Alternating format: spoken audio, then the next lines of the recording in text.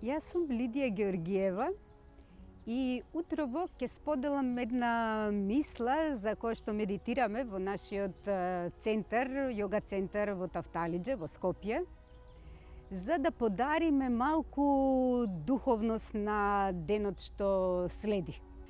Па мислата која што може да не потикне денес да размислуваме за нашата благородна природа е: биди господар на својот ум, за да умот не господари со тебе. Зен изрека. Кога умот господари со нас?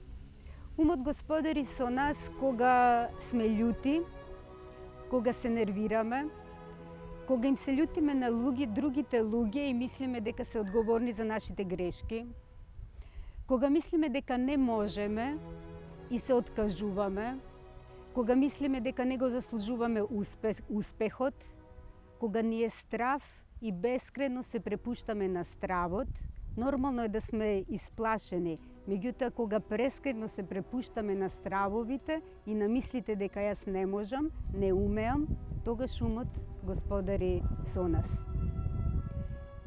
Како можеме да му помогнеме на умот за да не ни биде непријател, туку да ни стане пријател и да ни помогнува во одлуките што треба да ги донесеме во животот?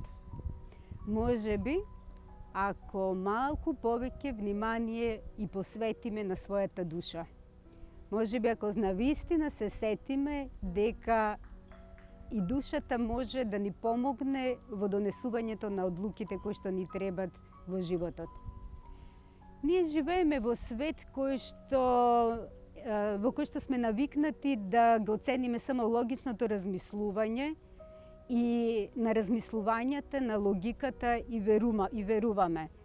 А малку помалку и веруваме и во клучни моменти не се потпираме баш многу на нашите емоции. Меѓутоа, ако научиме да ја слушаме својата душа, ако научиме да ги слушаме своите емоции, тогаш можеби ќе му помогнеме на умот да ги најде вистинските одговори за нештата кои што ни требаат.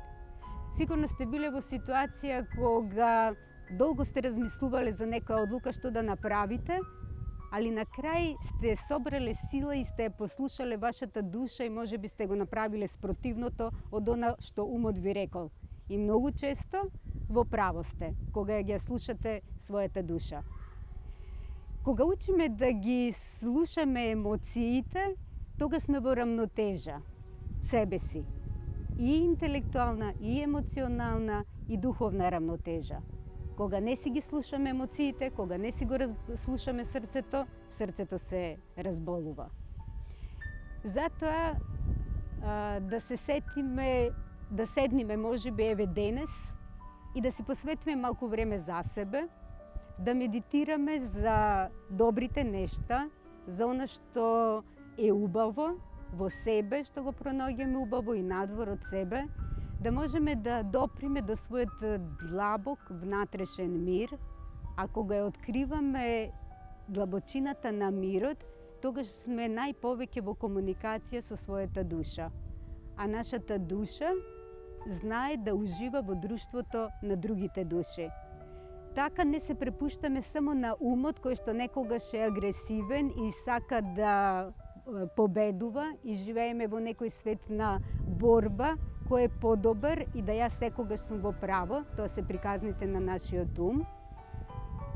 И се откажуваме од тој дел од себе за да може да го осетиме богатството на својата душа, која што знае да комуницира со другите души и да ни го разубави денот, дружејќи се со другите луѓе околу нас.